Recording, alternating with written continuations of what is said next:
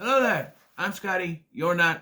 Can we make a deal? If the title of your movie is The Hills Have Eyes, just don't put a two after it. Just don't make a sequel to it. Just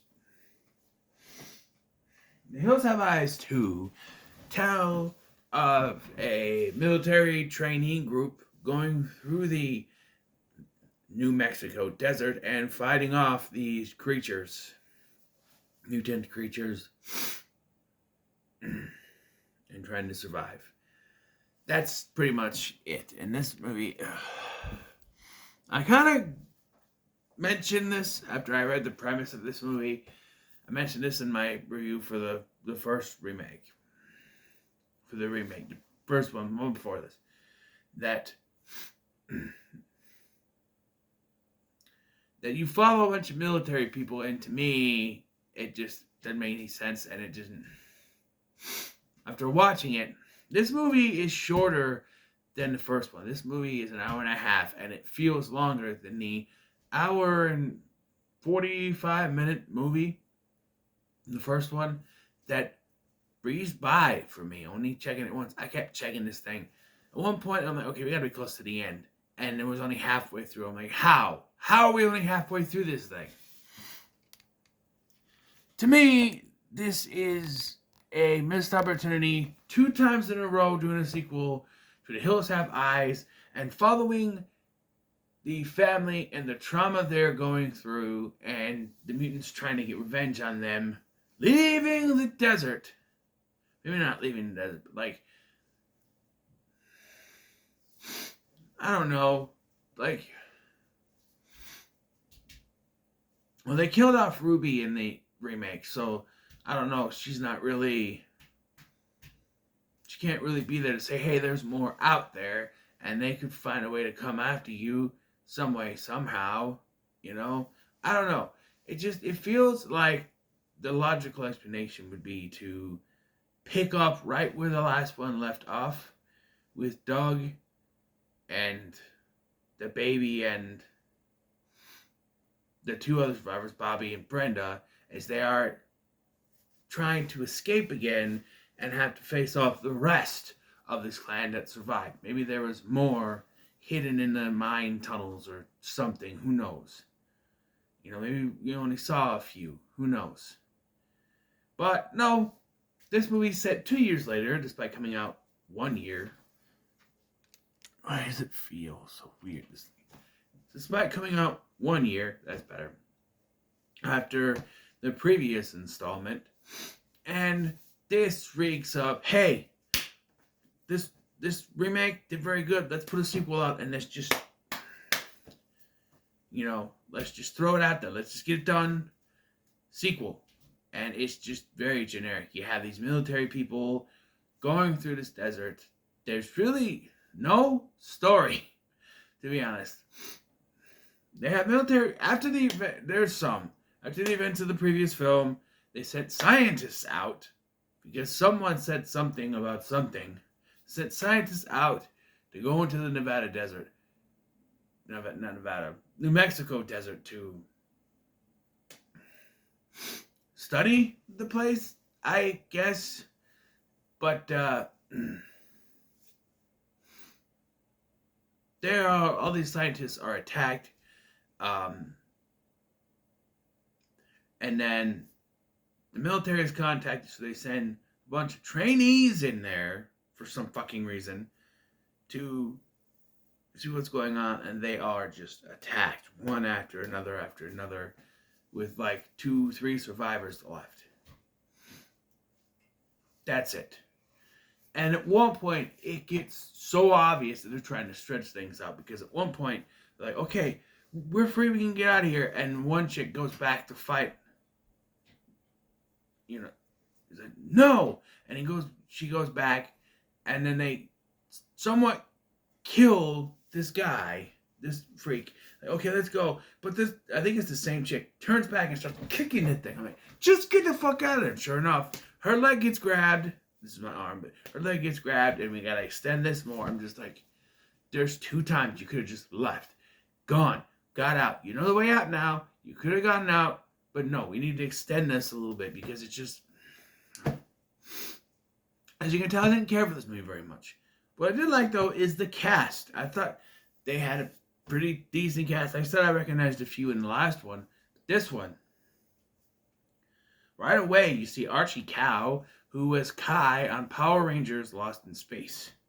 Or Power Rangers Lost Galaxy, excuse me. Power Rangers Lost Galaxy. And you have Jeff Kober, I think is his name. You may not know the name, but if you saw him, you're like, hey, it's that one guy from that one thing, because he's been in a lot of stuff. And then you have Lee Thompson Young from the famous Jet Jackson, and he had a couple of episodes of Smallville. Rest in peace. You have Danielle Alonso, who I know from One Tree Hill. She was also in The Collector, and another, Wrong Turn too. So Mutant Creatures, just want to go after her, and she's military. I like that they didn't make her a lesbian. That nothing against that, but she's been the last two roles I've seen her in. You know, or the first two roles I saw her in, she was a lesbian. Like she was on One Tree Hill, and she was sort of. I think she was bi because she had a thing with Lucas, and then she was just with chicks, and then she was in Wrong Turn 2, and she was straight lesbian. I'm like, they make her a lesbian here. She's not. Like, why does this actress have to keep playing lesbian? I don't know if the actress really is, but I don't know. But she's got a son, which doesn't actually mean she's not a lesbian, but it's never mentioned. Jessica Strupp, who I know from the Prom Night remake, and she was also in the 90210 reboot on the CW, which I watched for a short time, but got out of it. Wasn't for me.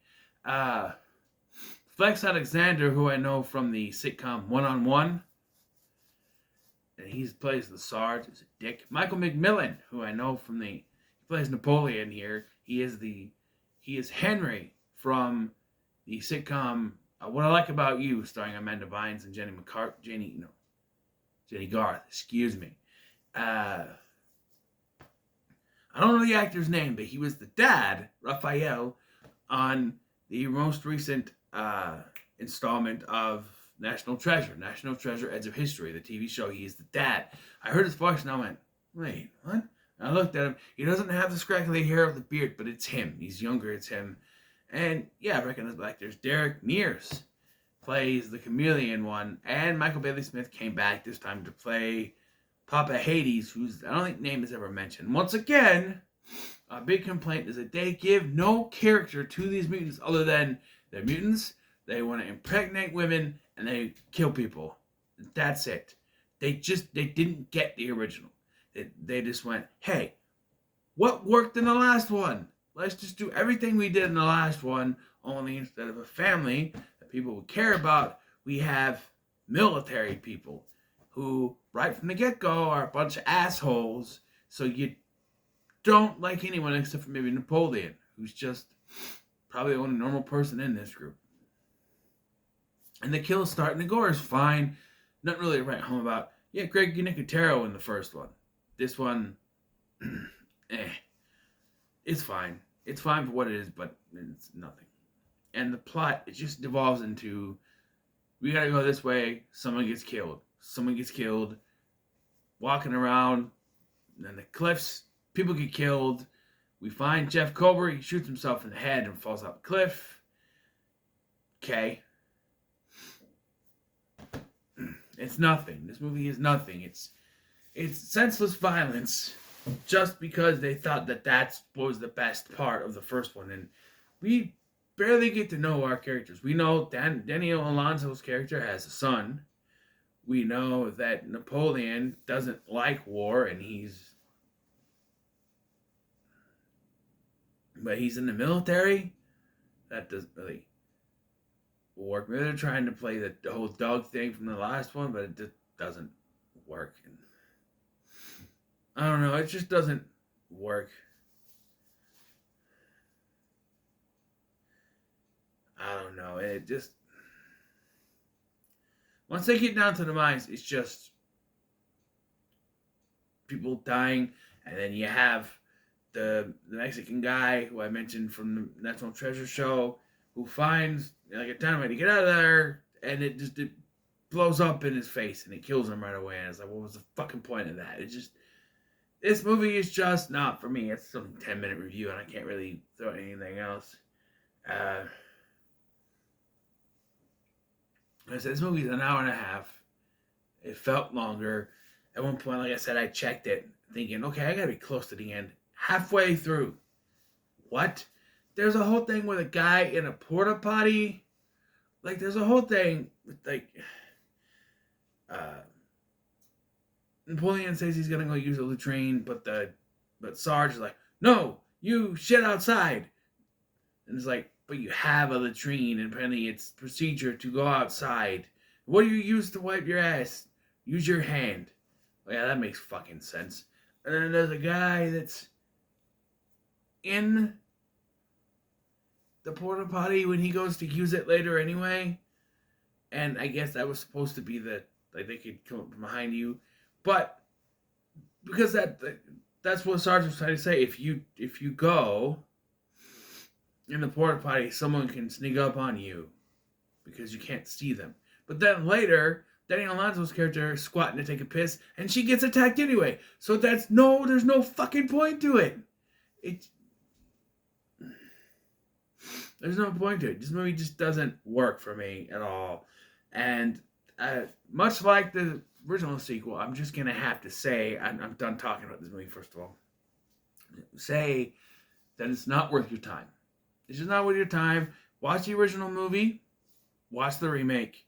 Do not watch either of the sequels unless you're very curious. And I've decided I'm not doing Mind Ripper. I'm not. I'm ready to move on. Ready to do other things. I'm on vacation, technically. I wasn't even planning to do any reviews, but here we are. But yes. So, except for the Flash episode. So, what are your thoughts on The Hills Have Eyes 2? Let me know in the comments below. Sure, like, share, and subscribe. Why is this so weird right here?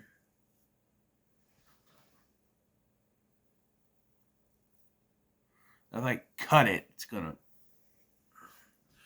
Thank you for watching. I've been Scotty, and I'll see you in the next one. It's like sticking out, and I don't want it to.